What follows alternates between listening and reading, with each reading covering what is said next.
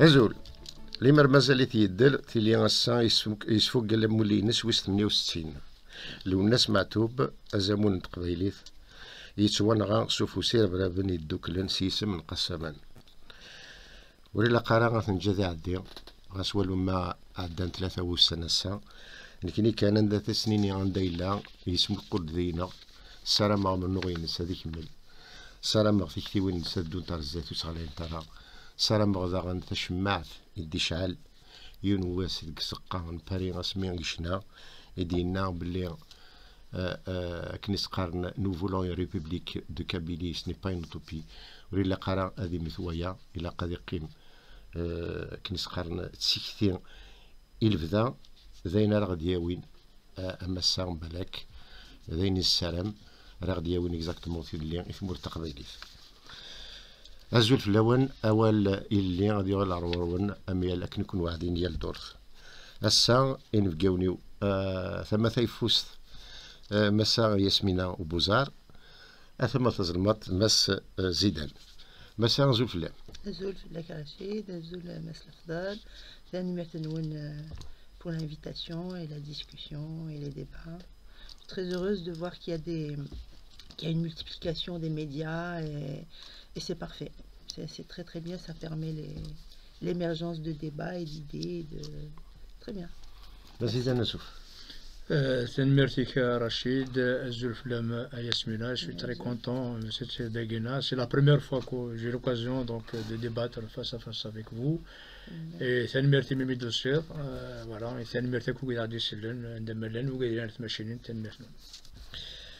لكن كشم كسقار داش انت ولت وقيلا ثغالا لكن سقرن العاده ديننا كايا ثالثنا الاربعه نتيرة الطس نشغال يعني نعطلو في قبل الانديس شو الساعه مدينين شنو ناس قسي سنين شو الساعه يعني غاديني فين يبدلن ثالث الاربعه نتيرة Il n'y a que en fait les charges qui changent, mais les sentences sont les mêmes, les histoires elles diffèrent effectivement parce que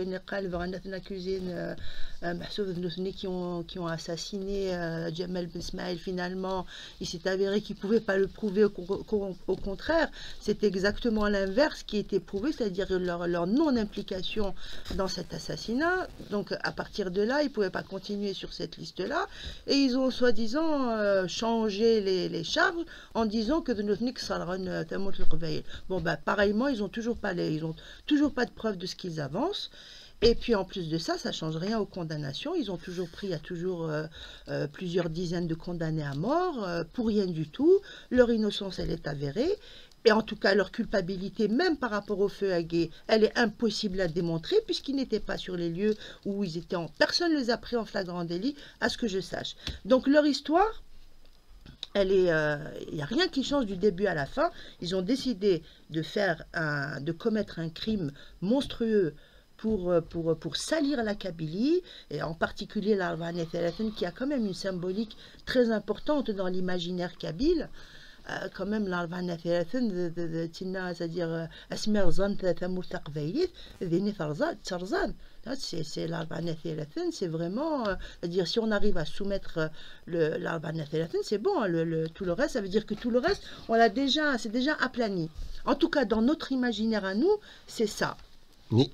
ما تسمح لي كان باش ندخلها سادير لاتيتود وذاك المقارنه كني اللي دحدوح سادير la première fois on les a accusés d'être en connivence avec le MAC, puis il y a un changement, ils ont dit que ils ont avoué ça sous la torture et tout ce qui s'ensuit, c'est-à-dire en fait le changement réside là. À ce niveau-là, c'est vrai, les condamnations, il y a même celles, par exemple, il y a des indépendantistes qui sont par la suite, après ça, ont été condamnés à perpétuité, pour citer le cas d'Amr el-Khal, par exemple. Ouais. C'est ça, c'est-à-dire le changement dans les déclarations. Enfin, leur élément, ils ont fini d'ailleurs eux-mêmes par être condamnés. يا ما بدنا إلا شوية ماشي شوية نسخر j'ai pas compris, j'ai pas très bien compris de quoi tu parles exactement. Il y a des gens qui ont reconnu quoi? Ils ont reconnu être présents sur les lieux. Moi, à ma connaissance, il n'y a personne qui a reconnu avoir commis le crime et lynché Jamal Ben Smaïl, etc.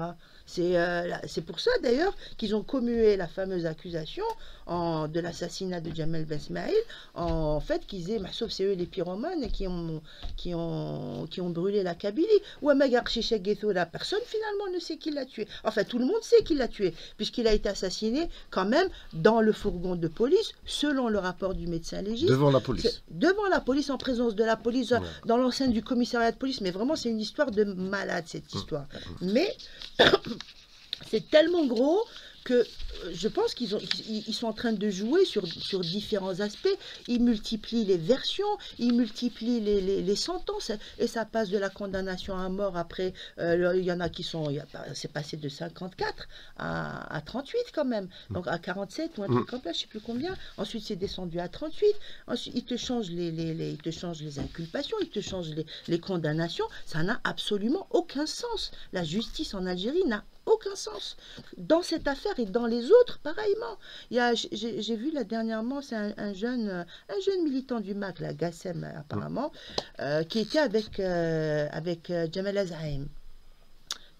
Il a déclaré devant le juge qu'il a été violé, torturé, etc. et tout. Il a pris pour 12 ans ou 15 ans de prison. Ils viennent de l'envoyer à Nbsam ou machin.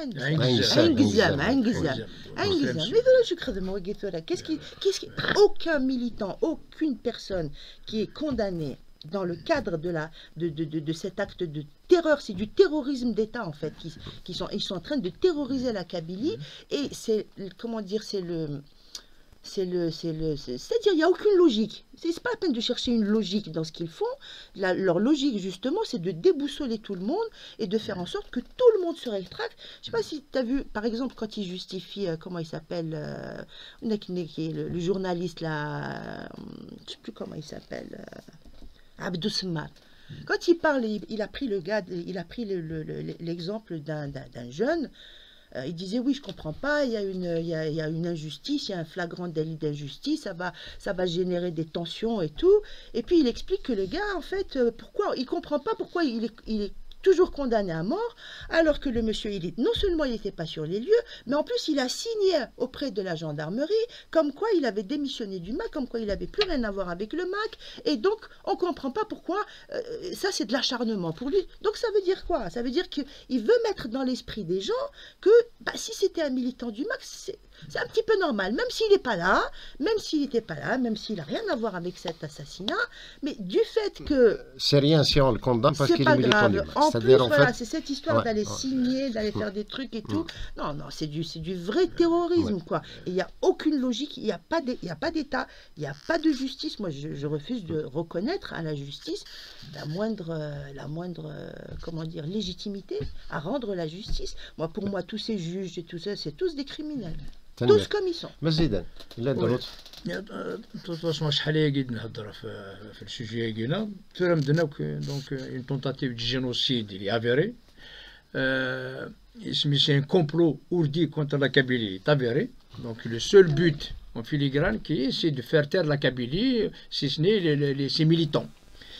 Mais il y a donc ça c'est avéré. Donc tout ce qui se passe à Ketitna Yasmina, c'est un complot. Il n'y a rien de véridique, c'est un complot. Il faut faire taire la Kabylie une fois pour toutes.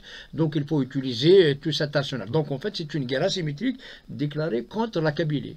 Et c'est une guerre machine avec le feu à Ketitna, c'est une guerre avec le droit.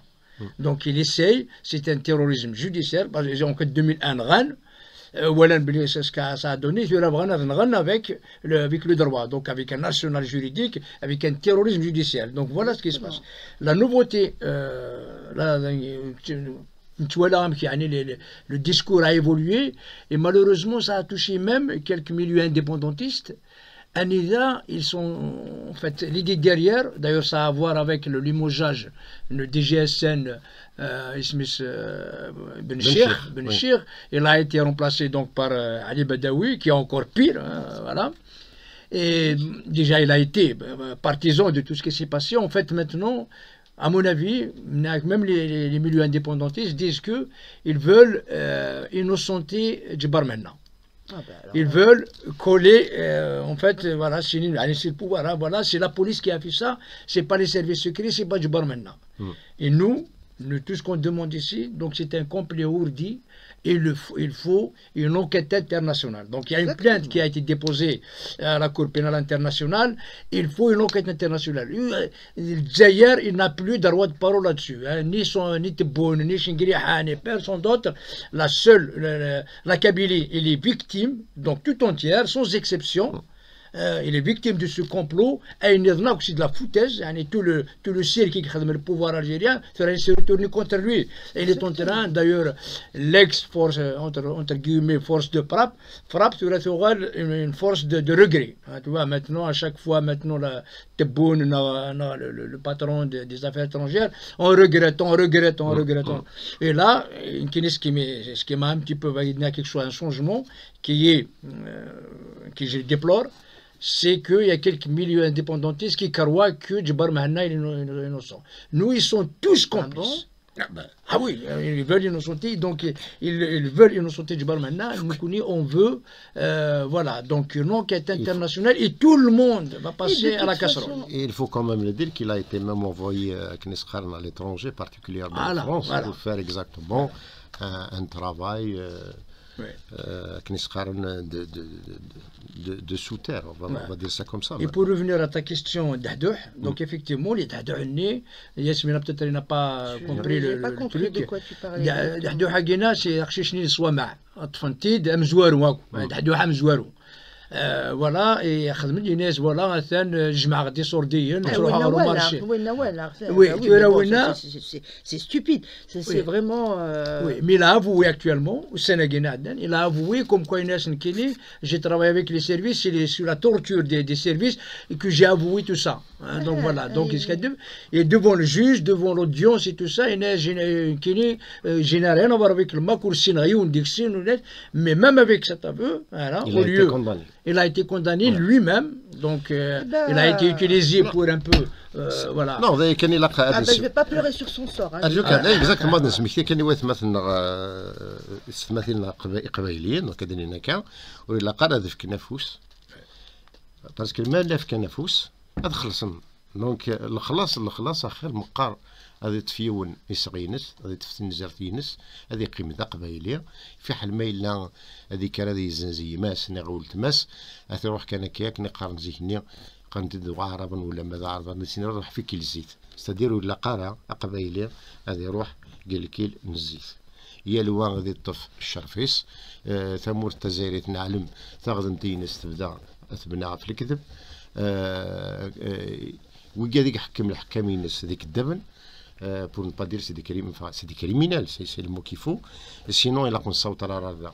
خدمنا التالوف وصلنا السران تمر تقبيليت وناد هذه سيفو تلويث جمال بن اسماعيل نغانت سيفاس نسن باسكو نعلم وإذا كني قلان c'est-à-dire devant la scène elle-même on n'a jamais vu quelqu'un passer devant un juge ni un communiqué quelconque par les deux والو rien du tout. Donc c'est vrai قلت مثلا ياسمينة تناد بلي ثالوث الأربعة نيتيراثن ثالوث كيفا enfin زمرا الدنيا ثالوث ثقبيلي en général c'est-à-dire مثلا الأربعة نيتيراثن symboliquement parce que à l'époque dans l'histoire donc la France a commencé à annexer à coloniser la Kabylie à partir de la chute de l'Arba Neyteraten. Voilà. Bon, on va passer à autre chose. Mais même dans le même sillage. Choukat Selam, le communiqué de la junte militaire malienne, dans un de leurs communiqués, donc un exemple, إمي ثمور تزايريت يعني تتخليص تتعقيش تفكا أمكان يربرابني كتيرين كثمان دونك المالي لي فرونتيرينس إنايك وزرا مالا ذا شرايطرون مايلا نكنيا ستدير نفكا نوثني إيزون سيتي الماك من كدينيا وديزا ذا شاد خدم الجزائر بارابور على المانين هذا شاد الدنيا اما ثورة المانين غازكا اتسلدي في ورايناس اسنتفك يمكن les indépendantistes qui mortis. Est-ce que vous ne trouvez pas que ça y est, c'est une accusation, je la vois comme ça, c'est-à-dire les indépendantistes donc le Mali pour soi-disant se couvrir déjà le gouvernement c'est un gouvernement terroriste à partir du moment qu'il est venu d'un coup d'état. Il a fait mais oui comme le mizan, c'est-à-dire que les indépendantistes kabyles parce que تناغن فين لان ذا فنسن وغالين شغل موني دو شونتاج نظر شغل لي بونك شو سيتن ورا ذهب دونك voilà il a cassé c'est un point d'ailleurs c'est un point d'ailleurs je ne sais pas ce que ça vous semble normal une déclaration de bon c'est vrai que c'est pas un gouvernement légitime mais est-ce que ça vous semble normal yani qu'il n'y a pas de réaction dénonçant, parce que c'est comme je n'ai pas lu une réaction qui dénonce ça des indépendantistes. Est-ce qu'il n'y a pas lieu de discuter un petit peu sur cela?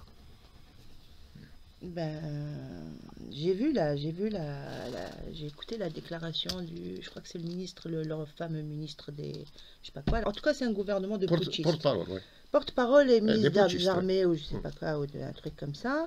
En tout cas, il a parlé, d'abord il a rappelé tout l'historique des liens amicaux avec l'Algérie, etc. et tout, comme quoi ils avaient pris aussi les armes, qu'ils avaient été l'arrière-pays, si vous voulez, de la révolution, qu'ils ont récolté, qu'ils ont accueilli les moudjahidines, entre guillemets. Qu'ils ont aidé. Et voilà, patati, tatata, etc.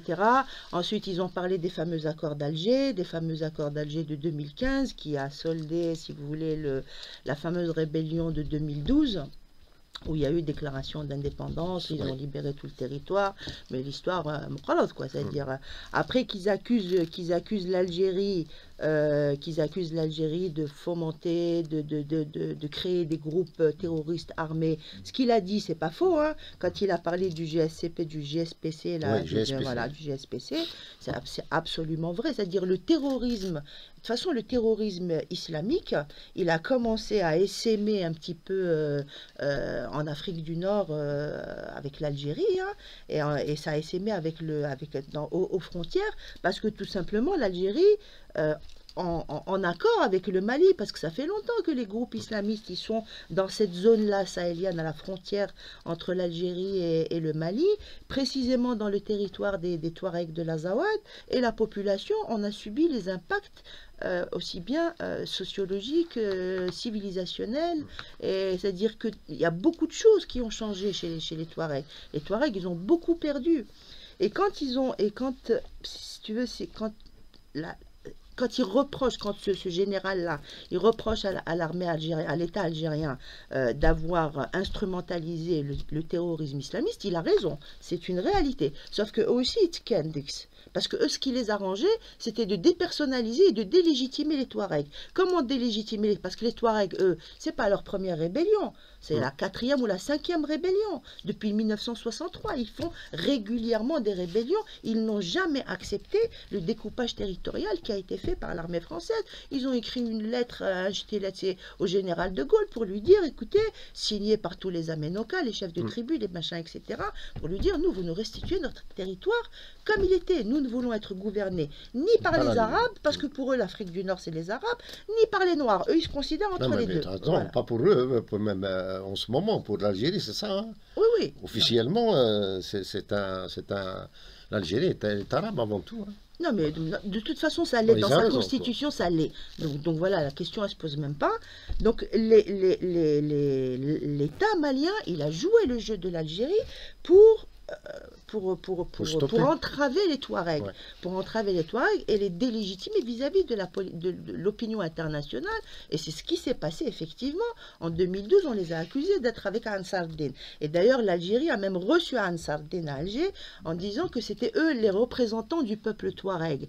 Ensuite, le MNLA, à cette époque-là, nous on était avec le MNLA, mais à cette époque-là, ils revendiquaient un État laïque, ils revendiquaient un État quand même à dominance Touareg, et c'était que des Touaregs. Là maintenant, c'est complètement autre chose. Là maintenant, ils sont complètement dominés par la France, justement, ceux qui leur ont été imposés par l'Algérie, C'est par l'Algérie et par le Mali et par la France. Tout le monde leur a imposé Ansar Din et ce qu'on appelle le Mujao, qui s'est transformé aujourd'hui en mouvement armé, en mouvement arabe de l'Azawad, et le Ansar Din, il s'est transformé en HCUA. Mais c'est les mêmes personnages, c'est les mêmes chefs et tout. Ils sont complètement sous la coupe de Ansar Din. Donc là, aujourd'hui, les accusations qui portent là-dessus, c'est vrai, mais Oulad Noutnitkan.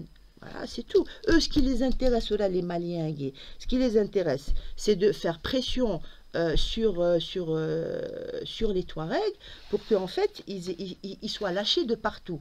Mais sinon, pour moi, hein, la politique globale de l'État malien et celle de l'État algérien, elles convergent complètement. Ils n'ont pas de désaccord de fond. Ils n'ont pas de désaccord de fond. L'Algérie, elle n'est pas pour elle, c'est vrai que le Mali, c'est son arrière-cour. Mais elle est absolument pas contre le fait que les islamistes ils soient complètement répandus dans la région. Peut-être qu'ils sont contre les trucs Wagner, et encore, c'est pas sûr. Moi, ça, je sais pas, je pourrais pas le dire exactement, mais ce que je sais, ce dont je suis certaine, c'est que les intérêts des Touaregs et ceux de toutes les populations berbères, elles sont complètement à l'opposé des intérêts convergents de l'Algérie et du Mali. Ça, c'est sûr et certain. Donc là-dessus, bon, je suis tout à fait d'accord avec ce que vient de développer Yasmina. Toujours, quand il y a une lumière, quand ça parle sur une chose, donc généralement les gens se me connaissent la lumière. Mais en fait, la vérité est ailleurs. Exactement. La vérité, c'est quoi? La vérité, c'est que l'Algérie ne veut pas d'un État amazigh. Voilà, le fond utilise. Après, tout ça, le complot, c'est pour que la Kabylie se taise. Voilà. Et le Mali, c'est pour que l'Azawad n'émerge pas. Voilà, n'émerge pas en tant qu'il n'y aura pas d'avènement d'un État de l'Azawad et d'État d'Amazigh. Donc, Fenchtegina, au le terrorisme, au Ansar Din, le GSPC, le Mujao Yagina, c'est la. D'ailleurs, tu auras encore plus pour aggraver encore la situation, plus les Wagner. Donc, en fait, pour vraiment mater les Touaregs. Donc, et le Djaïr, il est responsable de tout ça. Donc, il a mis en place le chaos pour empêcher ça. Est-ce que les deux communiqués que vient donc de le gouvernement malien, c'est vrai, hein, donc c'est l'Algérie qui a ramené le chaos, c'est l'Algérie qui, ça les dérange. Ça les dérange effectivement parce qu'eux aussi, ils ne sont pas des saints ni touches, hein, ce ne sont pas des gens propres, hein, c'est des putschistes et tout ça, il n'y a pas de. Mais ce qui s'est passé, c'est ça. Aïgar Daran, d'ailleurs même Tebboune, il a dit clairement dans un discours, Inès, je n'accepterai pas la dislocation de l'État malien. Alors tout le monde a déjà la frontière, déjà la carte Mali, tu vois là, les trucs la règle, le triangle, le rapporteur, c'est clair et net que les Touaregs, l'Azawad ne veulent pas du Mali. Et c'est ça, et comme toutes les frontières, le Maroc, le machin, tout ça. Et là, bon, Tebboune aussi, il a clairement, par exemple, il a fait la même chose avec la Libye.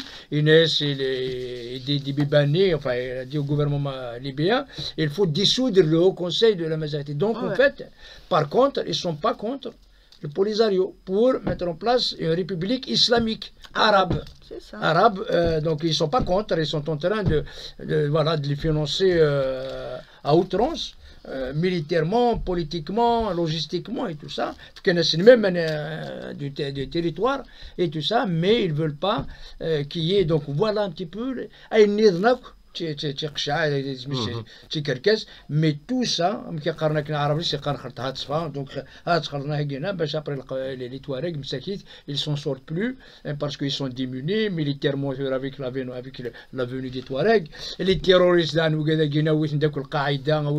djihad islamique, beaucoup haram, donc tout ça, C'est ce qui fait que... Mais toujours est-il que, excuse-moi, mais c'est justement là où ils se trompent, parce que se retrouver à faire des alliances avec des organisations djihadistes islamistes, alors là, ils ont eux-mêmes signé la mort de leur idéal et de leur combat, aussi bien du point de vue de leur société, parce que leur société, elle subit quoi? Elle subit les groupes djihadistes. Avant de subir Wagner, ils subissaient qui? Ils subissaient l'État islamique au Maghreb. Et aujourd'hui, tu as la coordination des mouvements de l'Azawad qui va faire des... Non, c'est impossible. Effectivement, c'est un reproche. Oui, mais avec exactement, parce que mais ne pensez-vous pas exactement, avec tout ce qui se passe autour des Touaregs, on va parler de Touaregs, vous ne pensez pas qu'il va y avoir encore un sursaut, on va dire un sursaut salutaire, pour reprendre à partir du moment où les accords ont été dissous, c'est-à-dire du moins du côté malien. Okay. Voilà. Est-ce que c'est-à-dire les Touaregs, je parle des Touaregs, hein, des Touaregs, pas des Touaregs infiltrés, hein, est-ce que vous ne pensez pas qu'il peut y avoir un sursaut? Une quotidienne, même la Kabylie, quand un peuple veut, il peut. Ce n'est pas une question de pouvoir, c'est une question de vouloir. C'est une question de volonté. Si les Touaregs décident de continuer malgré tout ce qui se passe, malgré Wagner, malgré les terroristes islamistes et tout ça, ils peuvent gagner. Mais il ne faut pas, à un moment donné, ils ont bien commencé. D'ailleurs, à un moment donné, on était en contact avec eux, avec le MNLA, quand ils ont décidé de bâtir un État laïque, de déclarer l'indépendance. Ah, mais ça, c'était en 2015. Ça, ouais. C'est plus du tout la même donne. Hein. Voilà. Plus du tout pareil. Après, donc, ils leur ont imposé les islamistes. Et donc, c'est cette erreur stratégique qu'ils ont fait. Donc, normalement, c'était justement les islamistes, c'est justement pour arrêter le mouvement. Et ils sont tombés dans le piège. Ils se sont alliés avec les islamistes. Et donc là, maintenant, il faut qu'ils déclarent donc, le rejet de l'islamisme. Et ça, avec ça, à mon avis, ils vont se sortir. Déjà, il faut démarrer par ça. Il faut vraiment se démarquer. Ils ne sont pas dans cette logique. Oui, mais justement, donc là, le problème, tant qu'ils sont ils ont des alliances avec les islamistes, à mon avis, hein, donc ils ne vont pas s'en sortir. Mais il faut déclarer, rejeter le terrorisme islamiste, les alliances avec les mouvements terroristes, les mouvements islamistes, c'est uniquement à partir de là qu'ils peuvent voir, peut-être il y aura une petite lumière, une lueur d'espoir pour sortir un peu du tunnel à Guinée des ténèbres, quoi, à mon avis. Oui, effectivement, mais alors il faudrait vraiment un miracle, hein, parce que franchement, déjà en 2012, quand ils ont commencé, on leur a mis Ansar Dine dans les pattes, ils ont quand même libéré tout leur territoire, ils ont libéré les 3 grandes régions, Gao, Timbuktu et Kidal. Sur les 3, à part Kidal qu'ils ont réussi à garder, sur les 2 autres, ils ont été complètement effacés, et par Ansar Dine et le Mujao. Le Ansar Dine et le Mujao, c'est eux qui composent la coordination des mouvements de l'Azawad d'aujourd'hui. La CMA d'aujourd'hui, c'est eux qui sont là-dedans. Le MNLA, il est dominé idéologiquement. C'est terminé le MNLA. Le MNLA, idéologiquement, il revendique quoi? Il revendique, quand tu écoutes Moussa Gassarid, il te dit, nous, on veut une république multiethnique, arabo-berbère. Mais je suis désolé, mais moi, je ne vais pas te soutenir, moi, pour une république arabo-berbère, ça ne va pas la tête. Reste avec le Mali, alors. Le Mali, c'est une république multiethnique. Pourquoi tu vas faire une république arabo-berbère? Mais tu te rends compte? Ça veut dire que la société Touareg, c'est quoi? La société Touareg, c'est une société ancestrale où il y a c'est-à-dire c'est une culture qui est quand même très particulière. Il y a des vestiges du matriarcat, il y a une certaine façon de voir le monde. C'est une civilisation. C'est toute une civilisation. Je veux dire, si tu rentres là-dedans, la charia islamique, ben, je veux dire, c'est plus des Touaregs, quoi. Oui, voilà. C'est plus des Touaregs. Il n'y a aucune différence entre le Yéménite et le Saoudien et le Touareg. Voilà, je suis désolée. Moi, un Touareg qui va venir me parler, moi, d'un truc comme ça, moi, je ne suis pas d'accord. Je suis absolument pas d'accord, ne serait-ce que par rapport à la perte civilisationnelle qui va se passer. Je veux dire, il n'y a rien de pire que l'islamisme pour une société.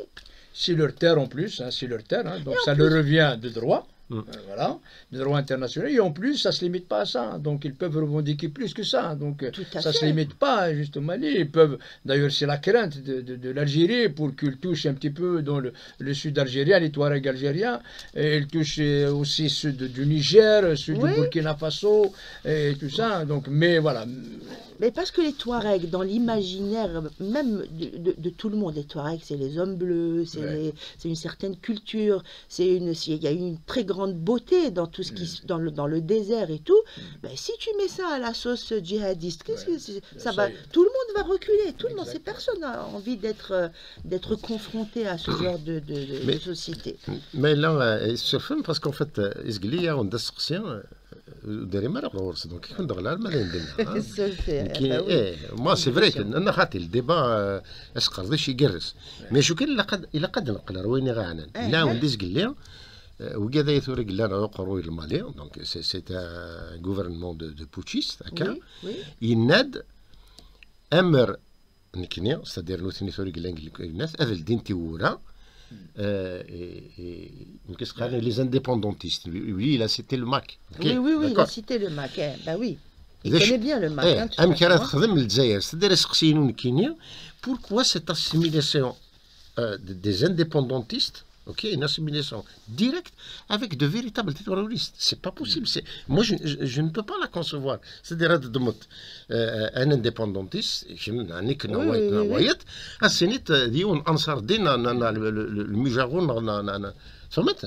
voilà des choses à dire.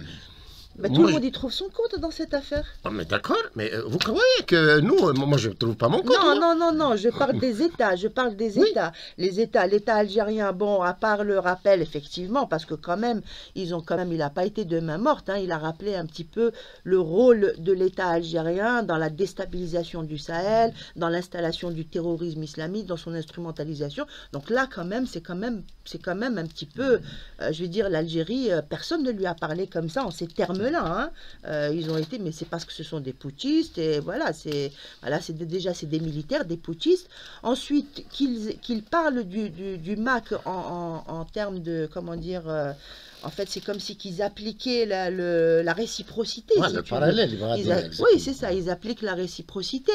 Mais enfin, nous assimiler, c'est pas qu'ils assimilent le MAC ou la Kabylie à du terrorisme, c'est simplement qu'ils utilisent le talon d'Achille de l'Algérie pour eux. Ils savent. Maintenant, en fait, tout le monde a compris que l'Algérie, s'il y a une chose qui peut lui poser problème, c'est la Kabylie.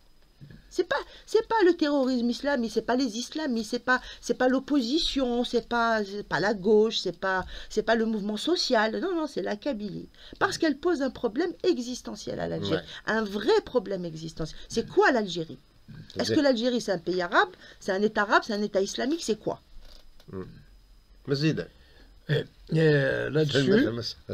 Là-dessus,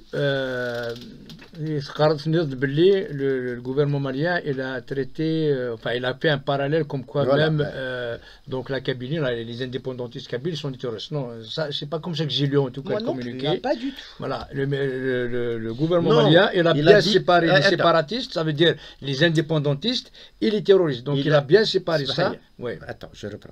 Il a dit. Si le Mali devrait donc ouvrir donner assise. Voilà, exactement. Donc, juste, il n'a pas traité les indépendants de terroristes. Non. En fait, eux d'ailleurs, ils disent nous, on ne parle pas avec les terroristes. Hein. Donc, le gouvernement malien, il a des ceux qui ont des mains salées avec le terrorisme et tout ça, et il n'en parle pas. Par contre, il est prêt à discuter avec les indépendants. Donc ça veut dire les Touaregs, les Océans Ménéla, en fait ceux qui... Et d'ailleurs, ce qu'il fait en vers, donc en fait, il est en train de... C'est associé à Djibara, comme quoi, c'est déjà les indépendantistes, ni là, c'est les militaires russes, d'ailleurs, il est en train de les manipuler pour qu'il n'y ait pas d'indépendantisme. Donc il veut... Pour répondre maintenant à ta question, la seule chose que je vois de positif là-dedans, c'est que la question kabyle, maintenant, il est internationalisée. Tout le monde voudra un jour ou l'autre poser, ça veut dire, c'est notre cause, la cause kabyle, la cause indépendantiste de la Kabylie, c'est une cause noble.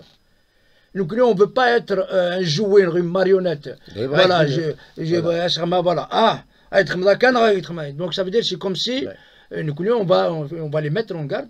Attention, la Kabylie, il a ses responsables. La Kabylie, il est millénaire, il a une civilisation, la Kabylie n'est pas manipulable. Il n'est pas manipulable.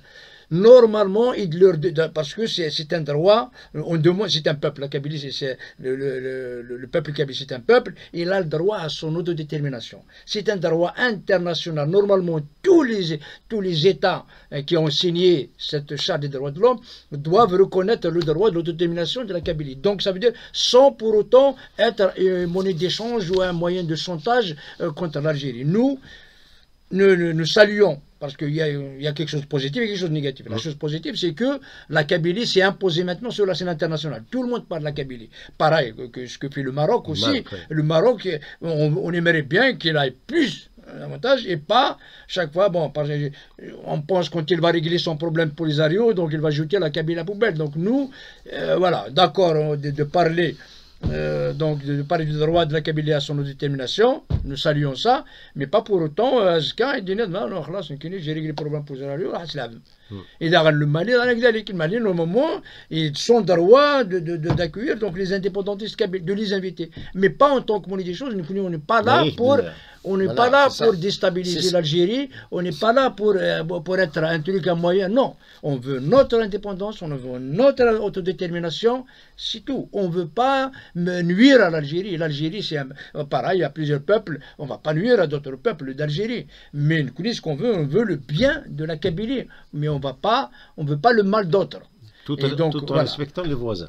Tout en respectant les voisins. Donc là, ce qu'on demande, nous saluons déjà cette position du gouvernement malien, mais on dit attention, voilà, nous ne sommes pas manipulables à souhait, hein, donc des marionnettes.